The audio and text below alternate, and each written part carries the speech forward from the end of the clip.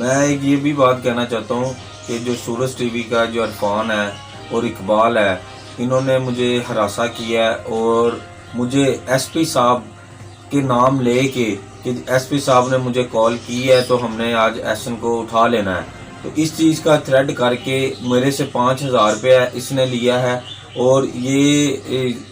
SP साहब के पास मैं पेश हूँ। एसपी साहब ने कहा ऐसी कोई बात नहीं है और एसपी साहब बहुत ही अच्छे इंसान हैं, जो कि ये एसपी साहब का झूठा नाम लेके, ये इरफान उनका नाम लेके पैसे वगैरह जो है मेरे से हरासा करके जो मेरे से बता लिया है इसने। और क्या कहते हैं, मेरे से एक सूट भी ले गया है कि मुझे सूट चाहिए ईद के लिए। तो सर मेरी इल्तिजा है आला अफसरान से कि ये जो मेरे साथ ज्यादती की है तो इसका मुझे एसपी सदर साहब से ये है कि इल्तिजा है कि जनाब जो इन्होंने मेरे से ये गलत किया इनके खिलाफ सख्त से सख्त कार्रवाई की जाए।